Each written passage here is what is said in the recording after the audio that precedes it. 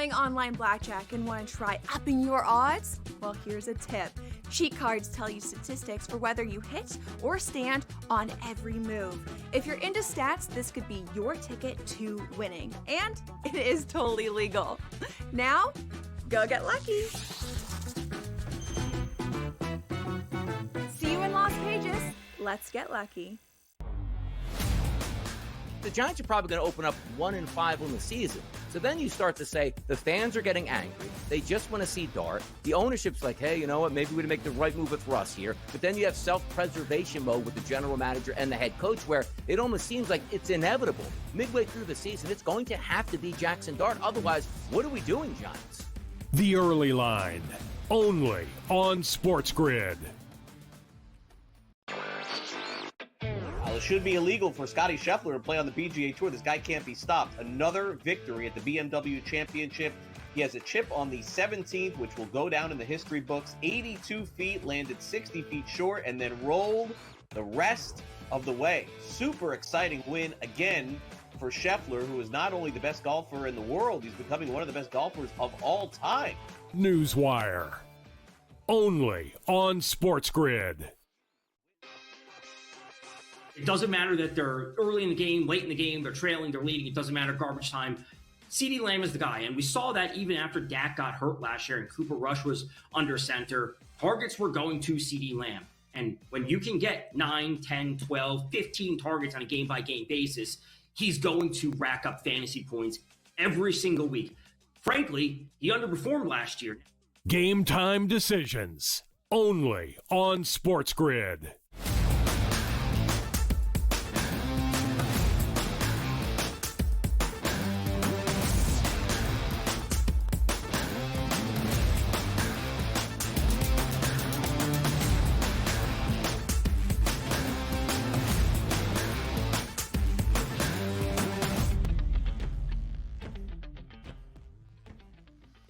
Preseason football, get out of here. Week 0 college football, get out of here. Let the big dogs eat. It's week number 1. My goodness, what a smorgasbord we're going to have. And then it filters right, Joe. We say, okay, it's Labor Day weekend. You get the holiday. Most people wake up, go to work on that Tuesday. And 2 days later, Philadelphia Eagles, Dallas Cowboys on your TV screen, which may or may not have Michael Parsons. We'll get to that in just a little bit. But the vibes are high, Joe. We're finally starting to clear out. Remember those days of June and July? Oh, no, the NBA's done. And, hey, let's have some fun with the NBA Summer League where no rookies play more than 3 minutes because somehow they're going to get hurt. It's like, man, we really get kicked in the head during the summer. Well, now as we head towards the final parts of August, we can see it. Like, you know the Simpsons opening where, like, the clouds part and the sun is right there? It's like, lovely. That's where I'm sitting right now with football, Joe. We got a little taste of it right this past weekend, Donnie, but we will not be without football on weekends for quite some time now moving forward. So, and a whole lot of games during the week also will be here. So I'm all for it. Let's go. We've been screaming for it, right? Well, it's here. It's football season again, for better or for worse. Let's go. Leave your family in the rearview mirror. See the family in late February after the Super Bowl gets done, and then worry about March Madness and all that good stuff here. But, you know, we're not going to have to worry about, hopefully, in Philadelphia, the 7-7 topics, the hottest topics across the sports landscape. Sam Howell, if he doesn't play for the Eagles, that probably means the Eagles had a pretty good season. If Sam Howell's taking snaps for the Philadelphia Eagles, that means things are going wrong. But Sam Howell traded to the Philadelphia Eagles. Why? Because Tanner McKee got banged up on his thumb and won't be available probably for the Dallas Cowboys game. And they ain't going in there with Kyle McCord. You needed a veteran backup. They got one in Philadelphia. Yeah, and they did. And they got to see a lot of him when he was with the Commanders, too. So, but He's only 25, Sam Howell. It's not like he's this grizzly vet, but I just don't understand Minnesota. Like, you, instead of opting to keep Sam Howell, you go out and you get Carson Wentz, and then you send him to the Eagles. Like, I don't understand what that is, but it's clear the Eagles want to have that room taken care of and making sure that they've got options, and they do now. So it's a smart move by Philadelphia, as far as I'm concerned.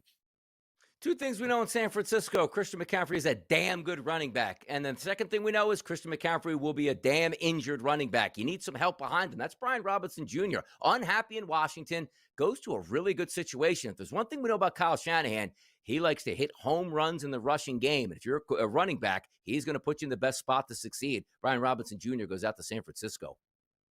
Yeah, and well, he needs to stay healthy too.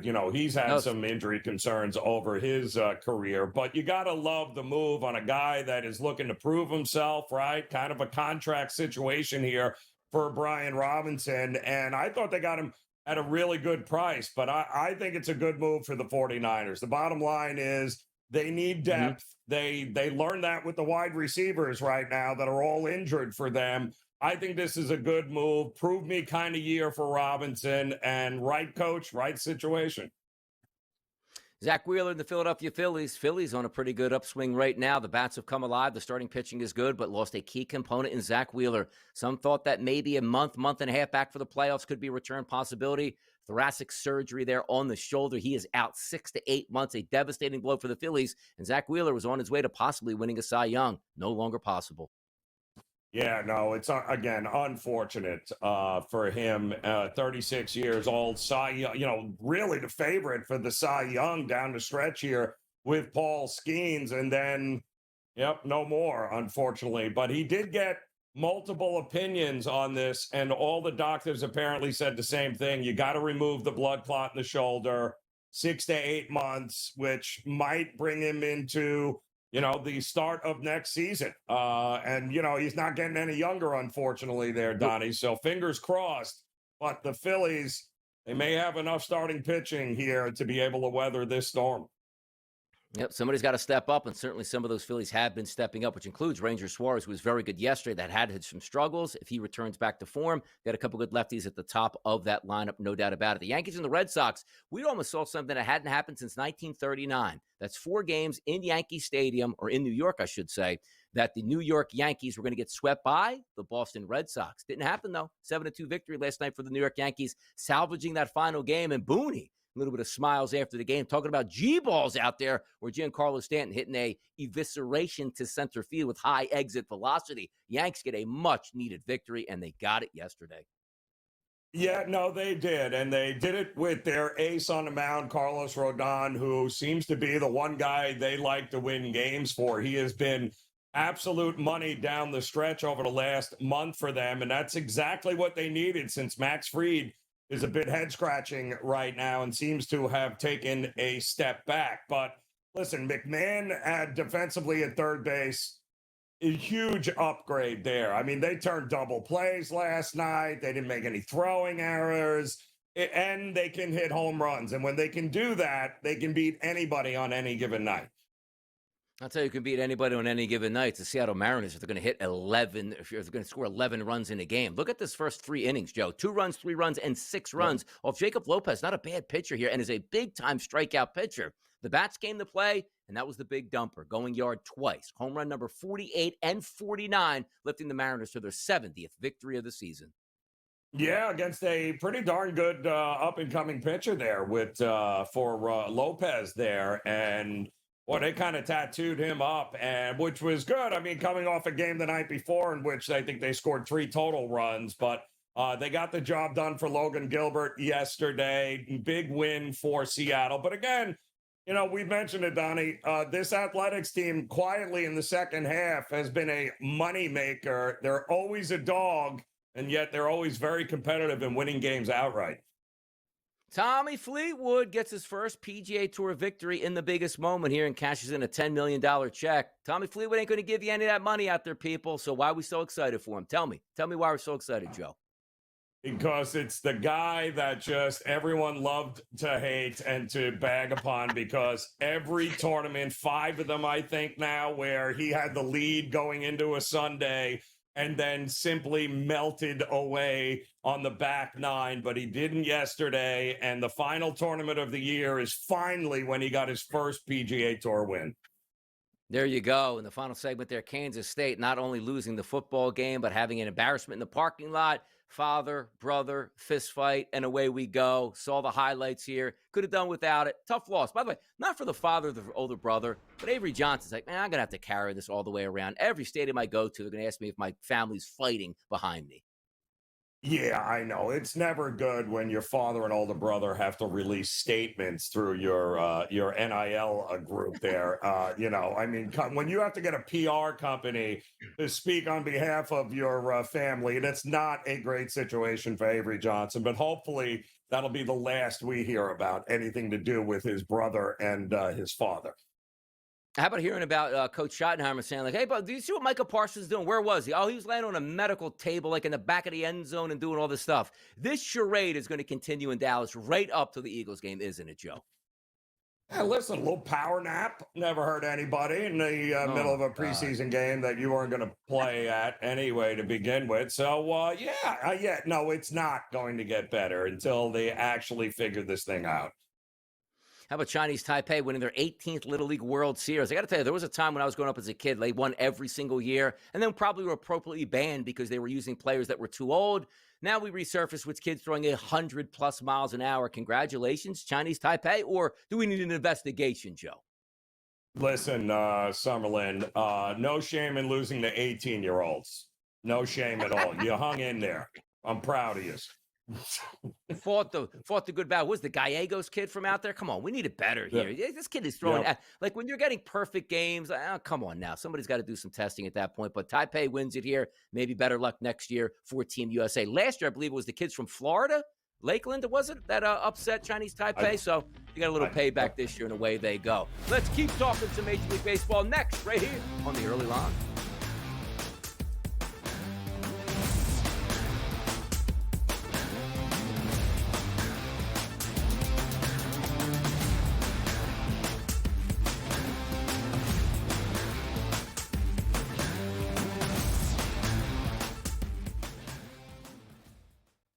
This is the moment every fan waits for.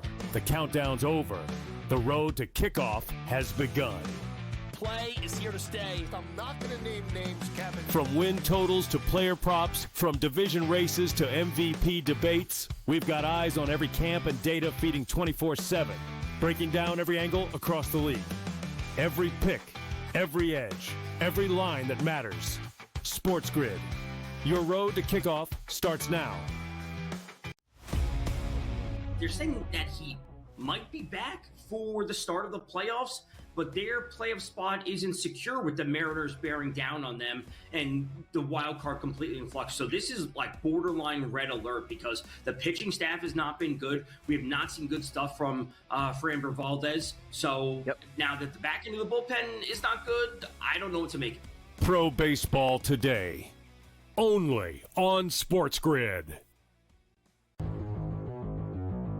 Answer is this. 12-team, 3 wide receiver, you take Jamar Chase. In a 10-team league, though, where you have only 2 wide receivers to start, it's an interesting supply and demand situation with a roster like that. That is where the Bijan number 1 overall maybe comes into play, because you could take Bijan and then turn around. You're still getting 2 number 1 wide receivers in a 10-team league draft. Fantasy Sports Today, only on SportsGrid. The young Goddard angle too had the added PR campaign of like, do you want to take a New York and or a Jersey guy to play a New York Ryder Cup? Like the crowd juice there is going to be off the charts. They would love. They would kill for him. Chris Goddard like making a big putt, like popping the chain to the Bethpage crowd. Are you kidding me? There's some of these guys I just want to pick them because I want the visual, I want the memory. The Smiley Show, only on SportsGrid.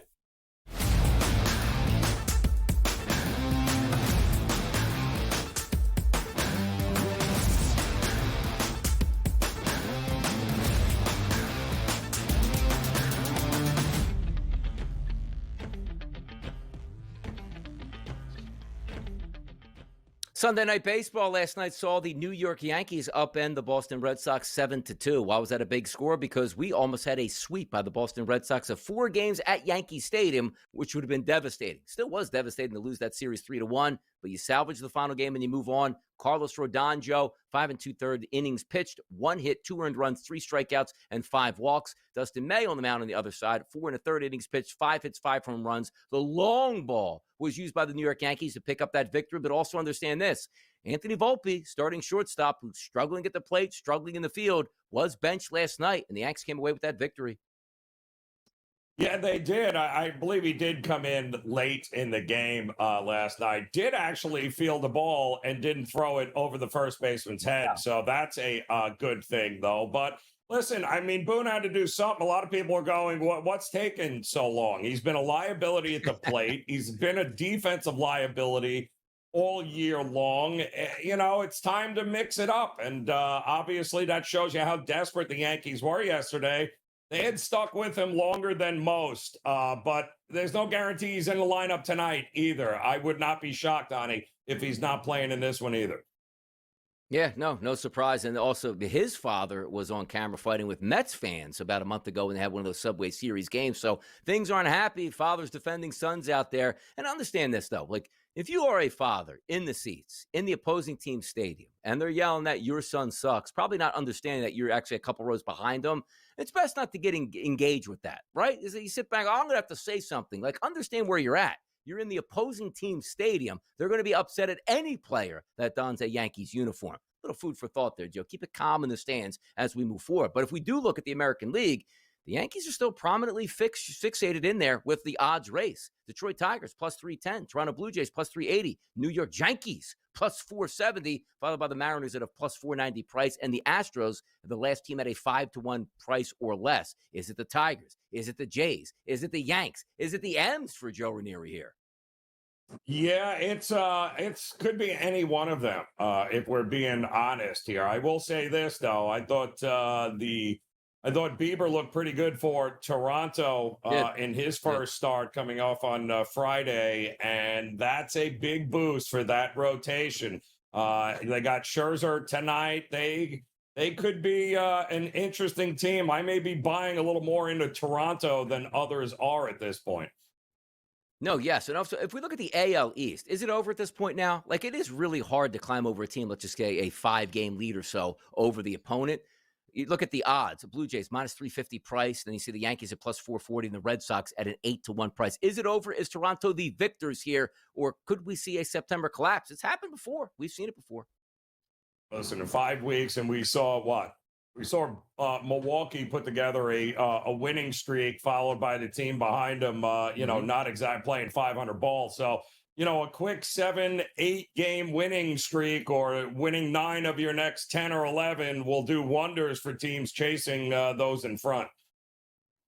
Philadelphia Phillies did handle the Washington Nationals this weekend and won their series. The Nationals move on. They're going to take on the New York Yankees. Here's the good thing about it. Usually we get that, disadvantage, I like to say. Like the Yankees played on Sunday Night Baseball last night. Then it was a travel day. That's a little bit different. The Yankees did play on Sunday Night Baseball. Typically, that's where you want to fade a team, but they're at home, so no worse for the wear at this point, no getting on a plane. They're going to take on Washington. Brad Lord's on the mound going up against Cam Schlittler. The favorite is heavy for the Yankees. There's no surprise here. Minus 225s in the marketplace, even as high as 250s now sitting at BetMGM. The total, which is listed at 9 across the board. Don't sleep on Brad Lord here. 3.72 ERA since July 1st, a 3.50 FIP number, a 3.52 xFIP number, and a decent Sierra of 3.60. He actually shows better than Cam Schlittler, but the Yankees have much better bats. The Yankees are playing for something here. The Yankees broke that streak last night. How do we play this game with a heavy, heavy favorite as the Yankees?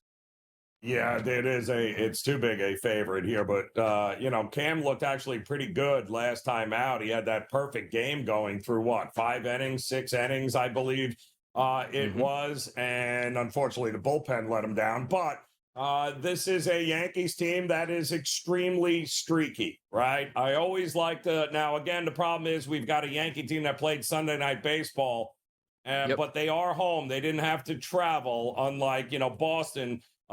Who is now traveled to Baltimore. Not very far, but again, you got that late game Sunday night, which tends to favor the opposing teams, but there's no way you can play Washington. They've been more competitive, but that bullpen, if you think the Yankees bullpen is questionable, that Washington bullpen is horrific. Yeah. Too much power for the Yankees against it. It's not a good matchup for the Nats. I would only look towards them and maybe a team total over as well.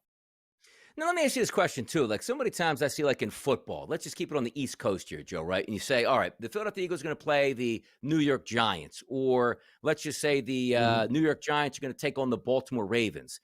Usually they'll take, like, Amtrak. They'll just jump on the train real quick, get it chartered, and head down there. No need to get on a plane. But in Major League Baseball, Are they always taking the Jets? The reason I asked that, because as you said, like, oh, it's only a short distance from, let's just say, Baltimore to New York City.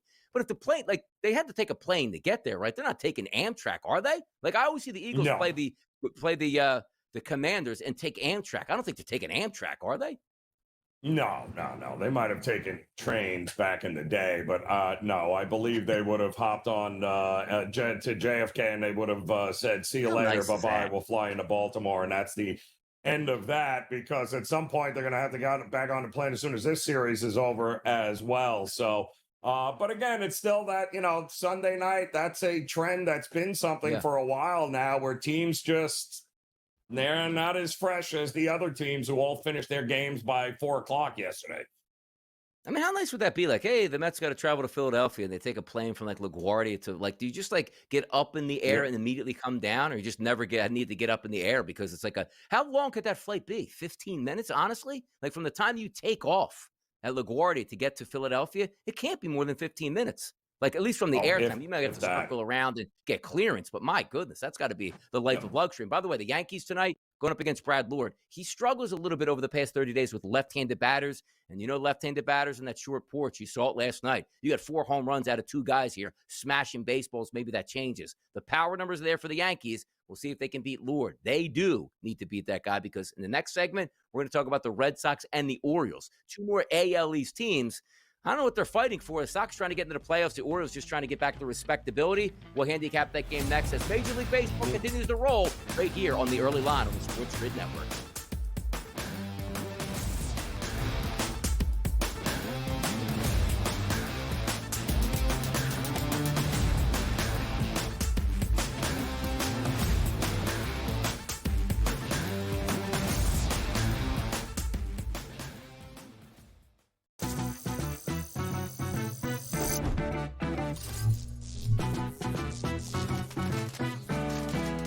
Playing online blackjack and want to try upping your odds? Well, here's a tip. Cheat cards tell you statistics for whether you hit or stand on every move. If you're into stats, this could be your ticket to winning. And it is totally legal. Now, go get lucky. See you in Las Vegas. Let's get lucky. The Giants are probably going to open up 1-5 on the season. So then you start to say the fans are getting angry. They just want to see Dart. The ownership's like, hey, you know what? Maybe we make the right move with Russ here. But then you have self-preservation mode with the general manager and the head coach, where it almost seems like it's inevitable. Midway through the season, it's going to have to be Jackson Dart. Otherwise, what are we doing, Giants? The Early Line, only on SportsGrid. It should be illegal for Scotty Scheffler to play on the PGA Tour. This guy can't be stopped. Another victory at the BMW Championship.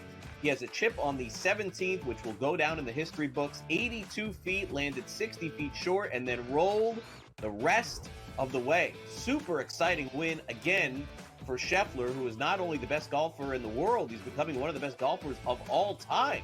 Newswire, only on SportsGrid. It doesn't matter that they're early in the game, late in the game, they're trailing, they're leading. It doesn't matter garbage time. CeeDee Lamb is the guy. And we saw that even after Dak got hurt last year and Cooper Rush was under center. Targets were going to CeeDee Lamb. And when you can get 9, 10, 12, 15 targets on a game-by-game basis, he's going to rack up fantasy points every single week. Frankly, he underperformed last year. Game time decisions, only on SportsGrid.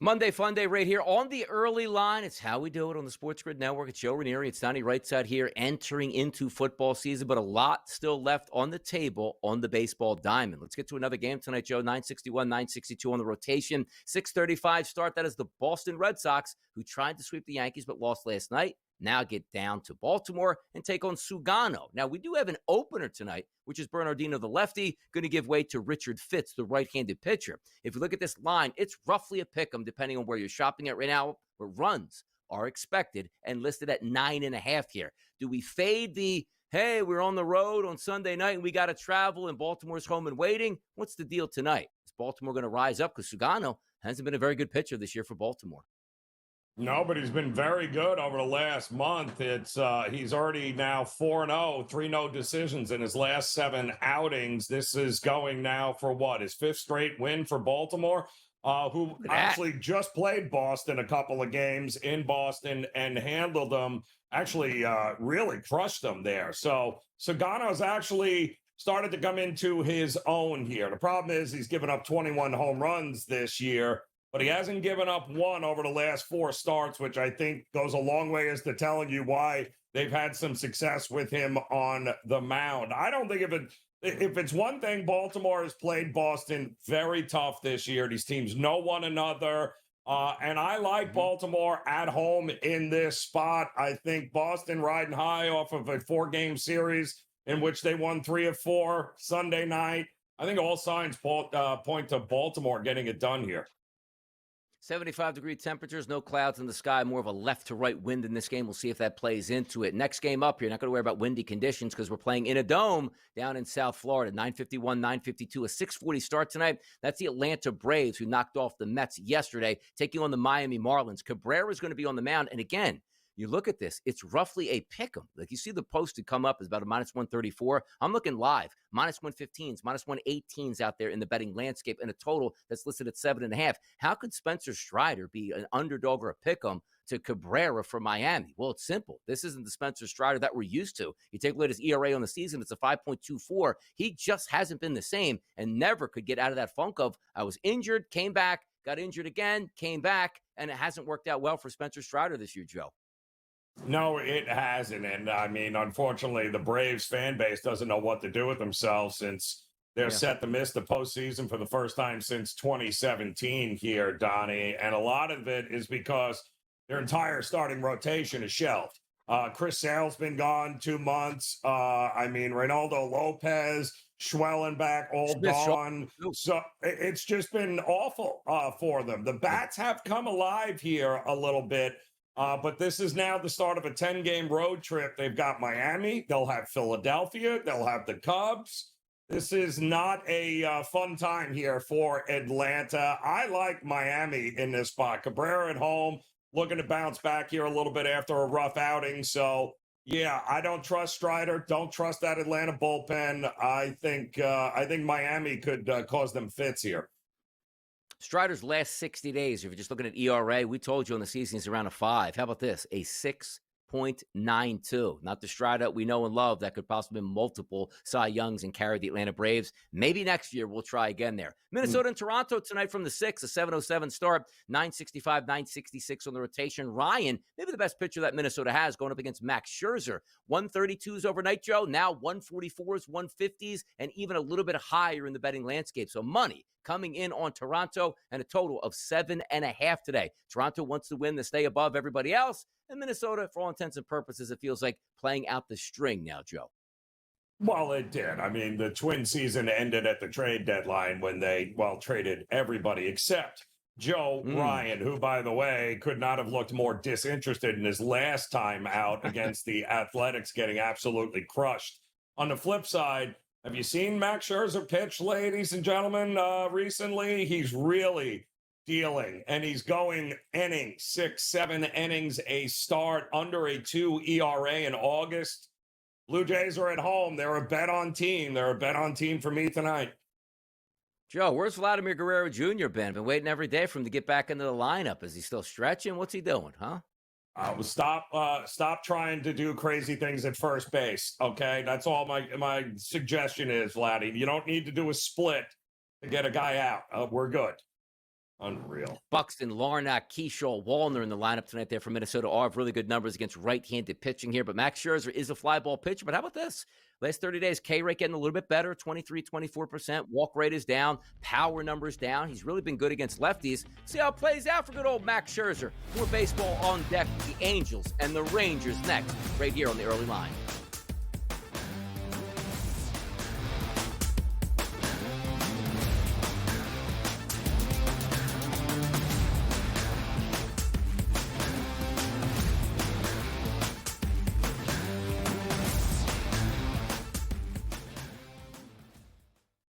This is the moment every fan waits for.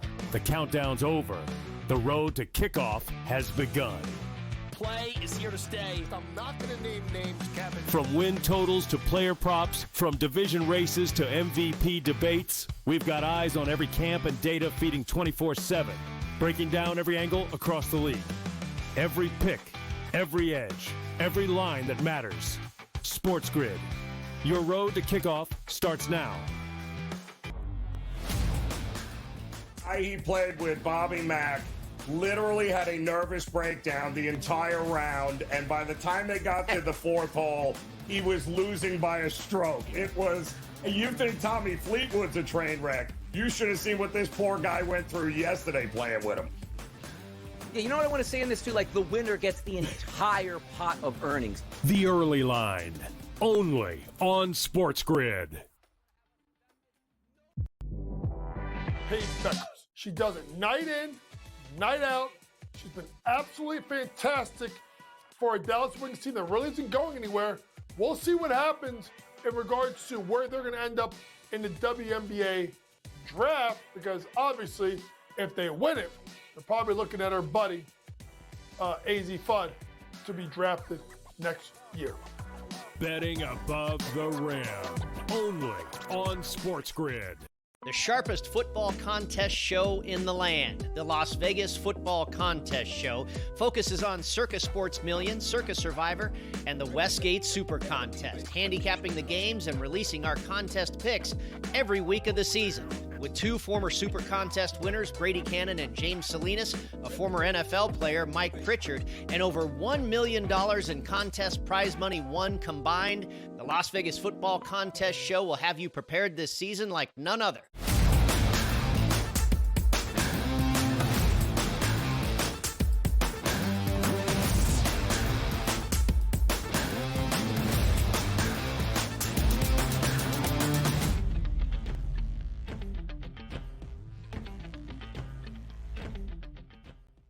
Angels Rangers tonight. Maybe a last stand for the Texas Rangers. They try to get some things together late in the month of August and carry that momentum into September. They're going to take on the Los Angeles Angels today. Soriano's on the mound. Maybe the best of the bunch there for the Angels, going up against Jacob deGrom. Heavy favorite for the Rangers, as expected. A minus 180 overnight. Still sitting around that range now. 174s, 182s, 180s, 168s in the betting landscape right now. And a total, Joe, that's listed at 7.5.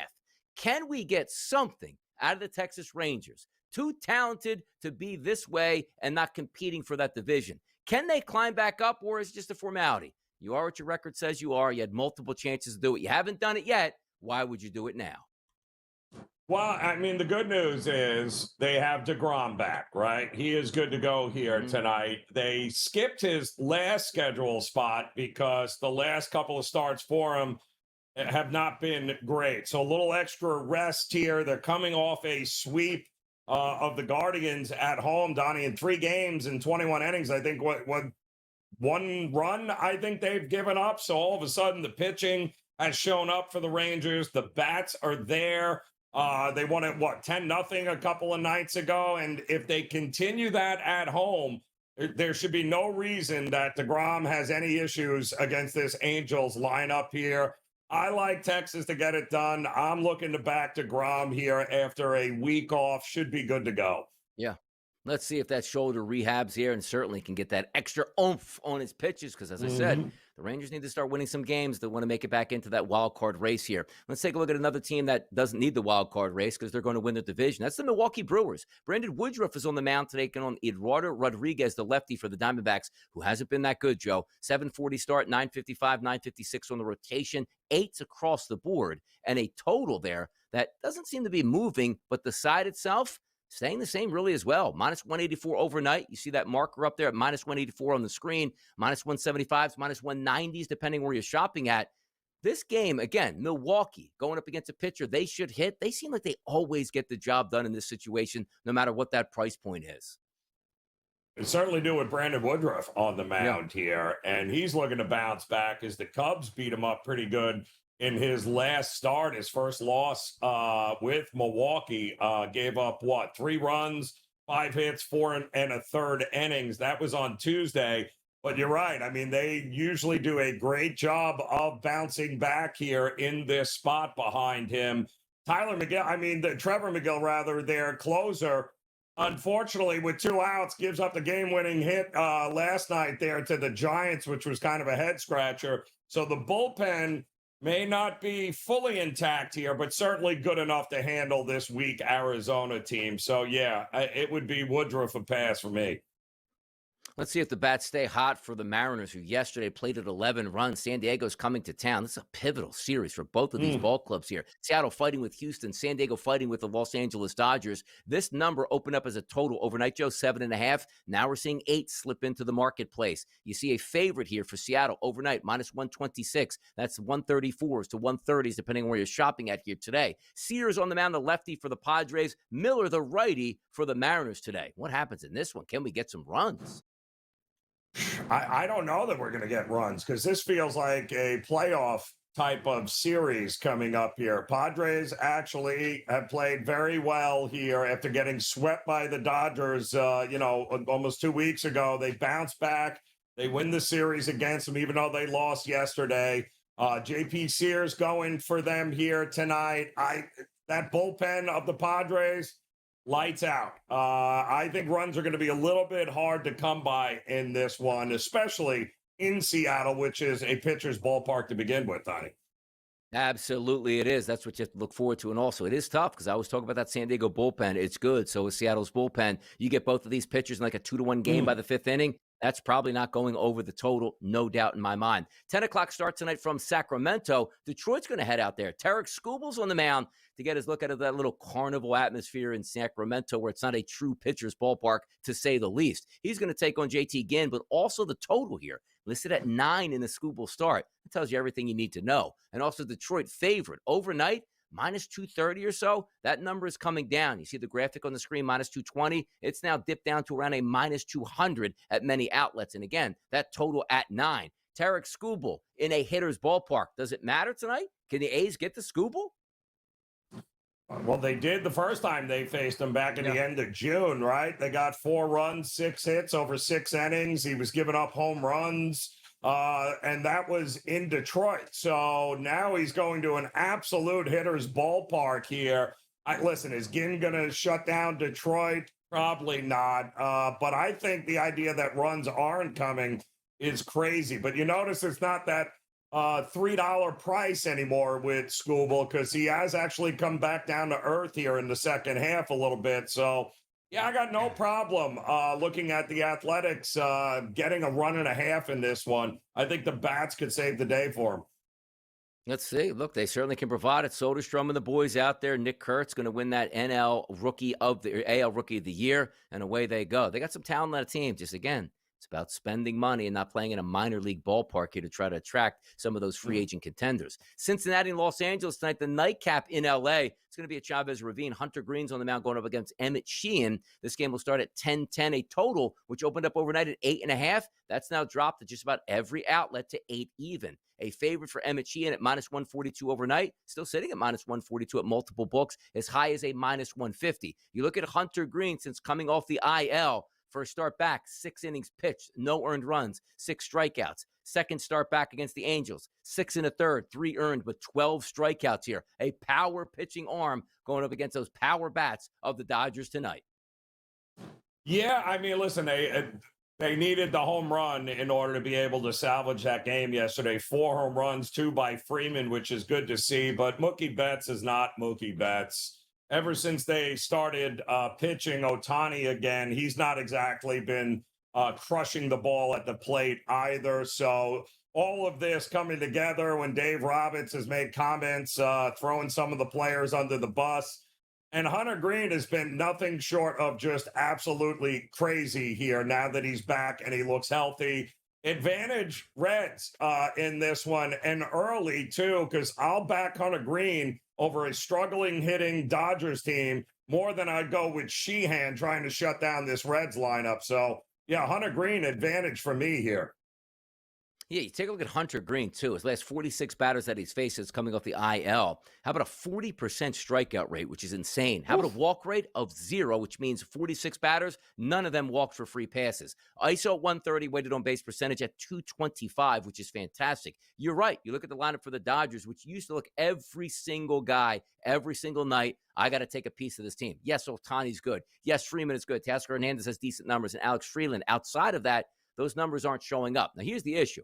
I don't like Sheehan all that much. He struggles with lefties, struggles with righties, not a great K rate to lefties, walking too many guys, but the lineup doesn't present itself all that well for the Reds tonight. TJ Friedel, decent weighted on base percentage. Noel V. Marte might be the best hitter in that lineup. Luck's decent. Spencer Steer with some decent power. But we'll see how that certainly unfolds. 76-degree temperatures tonight, so warm in Los Angeles. Light wind blowing out the center field as it typically does. Could we see runs in this game, Joe? Or are we sort of holding it down saying, you know what? I think both of these pitchers might be able to keep it under the number. Both bullpens I don't like. So I would look early under and maybe full game over once the pen has to get involved here.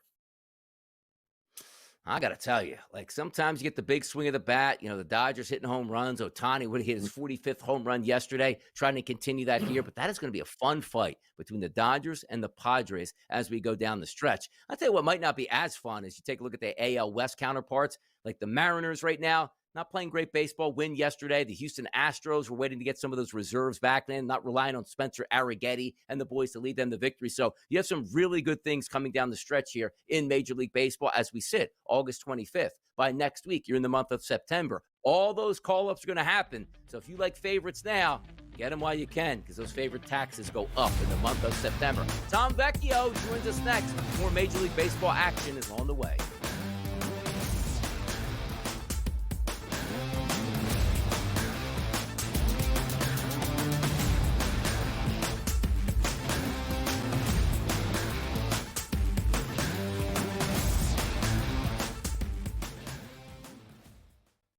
This is the moment every fan waits for.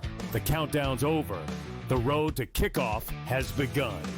Play is here to stay. I'm not going to name names, Kevin. From win totals to player props, from division races to MVP debates, we've got eyes on every camp and data feeding 24/7, breaking down every angle across the league.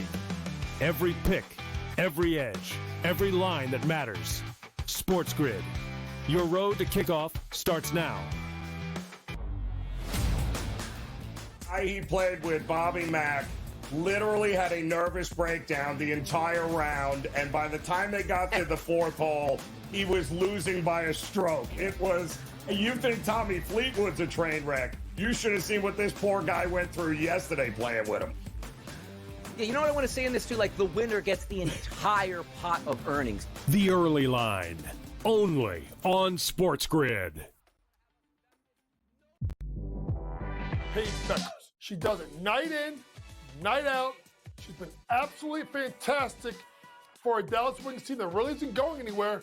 We'll see what happens in regards to where they're going to end up in the WNBA draft, because obviously, if they win it, they're probably looking at our buddy, AZ Fudd, to be drafted next year. Betting above the rim, only on SportsGrid. The sharpest football contest show in the land, the Las Vegas Football Contest Show, focuses on Circa Sports Million, Circa Survivor, and the Westgate Super Contest, handicapping the games and releasing our contest picks every week of the season. With two former Super Contest winners, Brady Cannon and James Salinas, a former NFL player, Mike Pritchard, and over $1 million in contest prize money won combined, the Las Vegas Football Contest Show will have you prepared this season like none other.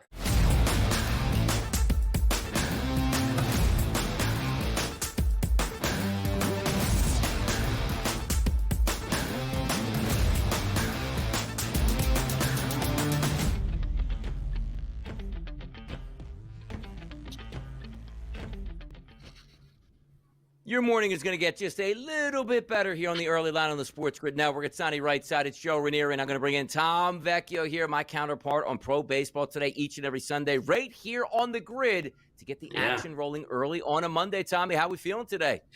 I'm doing good. We have some really big series starting today. Padres Mariners is absolutely huge. Joe, yesterday when I was on In Game Live, we spoke that the Yankees, they could probably not get swept. And then, what do you know? They start a series versus the Nats today. And probably take 2 or 3 out of that. And you think things would be turned around, but probably not the case in the long run.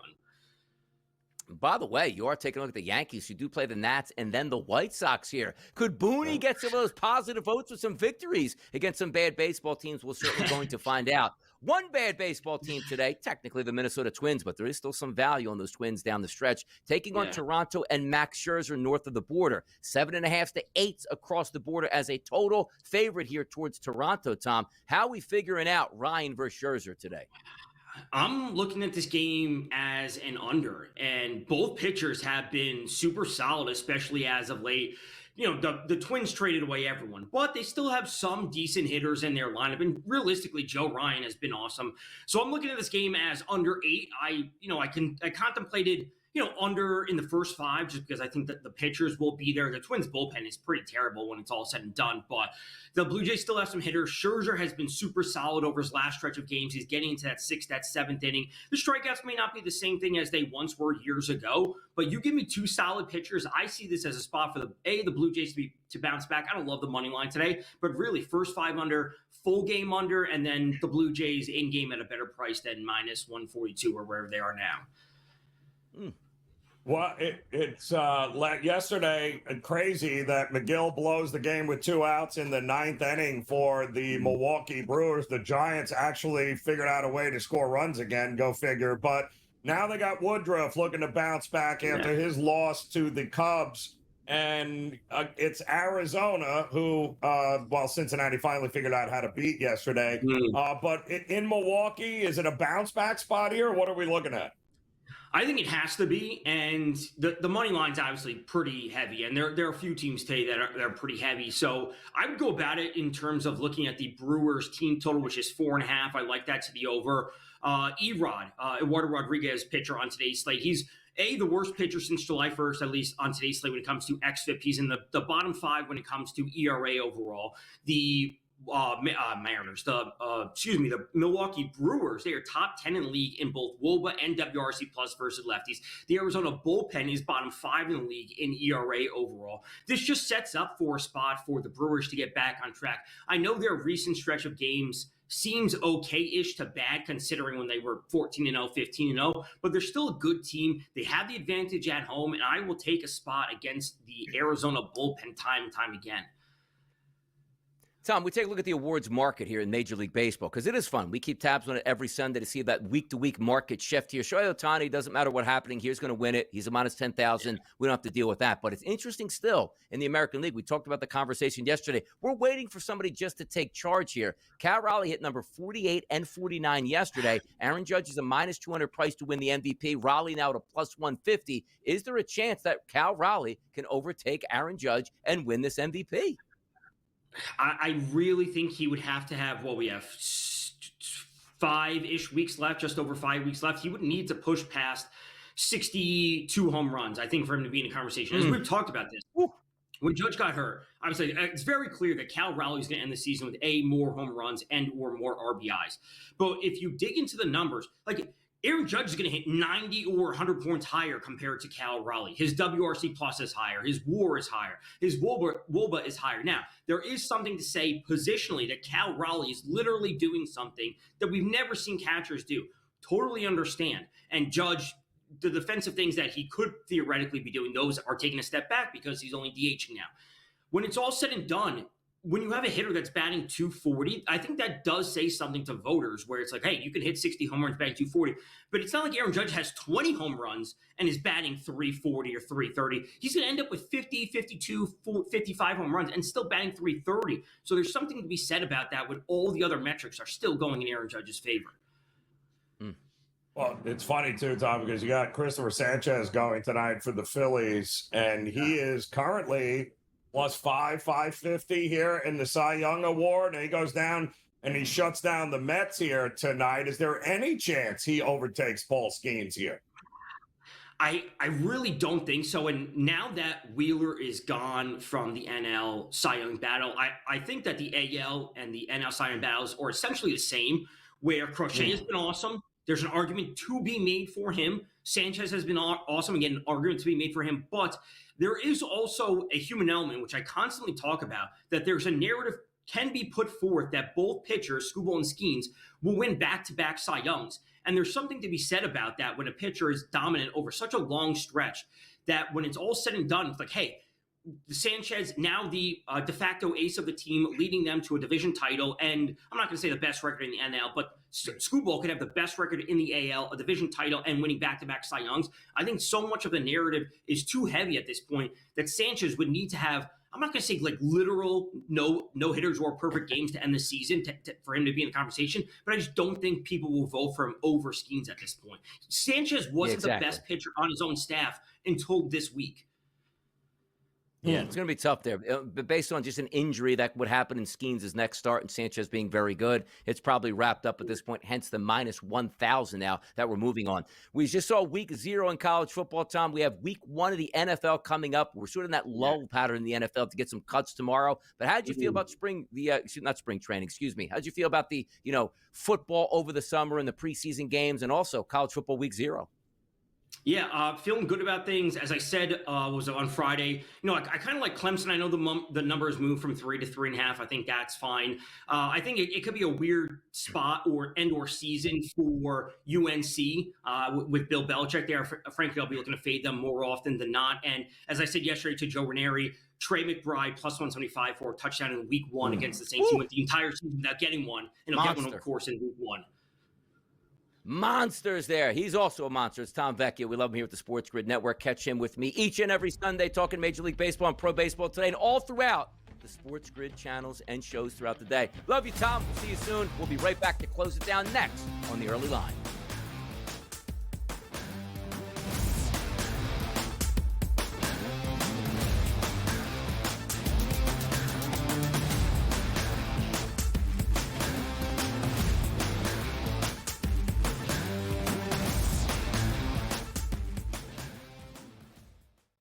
This is the moment every fan waits for. The countdown's over. The road to kickoff has begun. Play is here to stay. I'm not going to name names, Kevin. From win totals to player props, from division races to MVP debates, we've got eyes on every camp and data feeding 24/7, breaking down every angle across the league. Every pick, every edge, every line that matters. SportsGrid. Your road to kickoff starts now.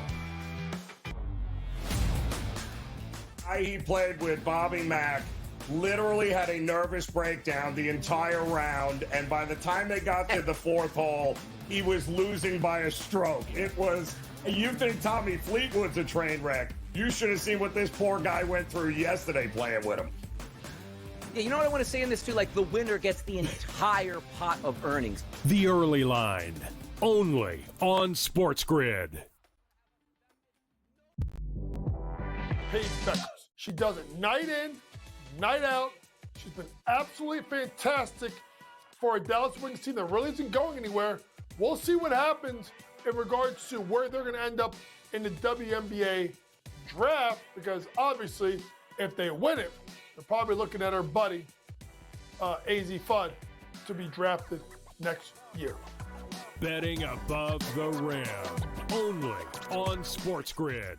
The sharpest football contest show in the land, the Las Vegas Football Contest Show, focuses on Circa Sports Million, Circa Survivor, and the Westgate Super Contest, handicapping the games and releasing our contest picks every week of the season. With 2 former Super Contest winners, Brady Cannon and James Salinas, a former NFL player, Mike Pritchard, and over $1 million in contest prize money won combined, the Las Vegas Football Contest Show will have you prepared this season like none other.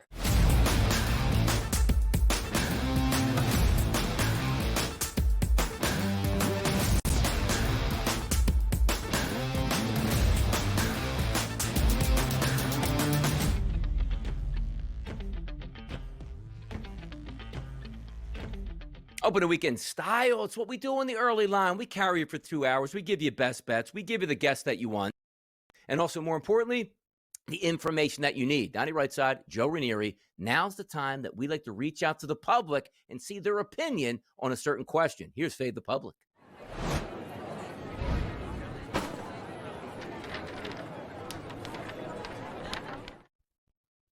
Reach out for me. Yes, that's what we're going to do at SportsGrid on X. We asked this question today, Joe Ranieri. Arch Manning will be chosen number 1 in the 2026 NFL Draft. It was a yes or a no question. The no's overwhelming the yeses at 65.6%. I voted yes, and hear me out on this, Joe, because Arch Manning has the most hype of this class. Hype will get you there, but you got to perform on the field as we know it. If Arch Manning is not very good, there's a chance that he won't be the starting quarterback the next year for Texas, let alone coming out of the draft. So I play it this way. I'll buy into the hype. If he's a good quarterback this year, he needs to come out. And if he does come out, that name recognition will get him to that number 1 spot if he shows out decently in football. I voted yes. Most are voting no, but there's also a caveat, Joe, right? No could mean like, well, he just won't be number 1 this year because he's not coming out this year. Or if he's just not going to be number 1 overall. So the no, you get the double bang for your buck from me, but I still voted yes. It all correlates to what you think Texas is this year. They're currently the preseason number 1. They've got more returning starters. They've got a ton of experience, and they were there a year ago. So if you think Texas makes a run at a national championship, the only reason they're doing that is because Manning delivers on the hype. And if that's the case, if you think Texas got a shot at a national championship, what would he come back to college for, Donnie? What would be left to prove then at that point? He's probably going to be the favorite for the Heisman then. So I think it all depends on what Texas does this year with the national championship. Exactly. There's no way, shape, or form where Arch Manning wins the Heisman and a national championship and stays in college. It's career suicide for you, where you should be taught by your parents and your elders, strike while the iron is hot. There's no reason for you to go back to college at that point, get to the pros. But then there's a chance that he struggles and has to come back anyway, which seems like it would be a disaster. Like, you got this kid out of high school as one of the best recruits of all time, and then he can't really perform until he's a senior, and he might not be all that good. We'll find out sooner than later, because they got a titanic matchup in week number 1 coming up this weekend against Ohio State, something we'll be previewing certainly throughout this week's shows. But also, we like to get after the people and say, you know what? Let's get them some money in their pocket, Joe. Here comes bye, bye, bye.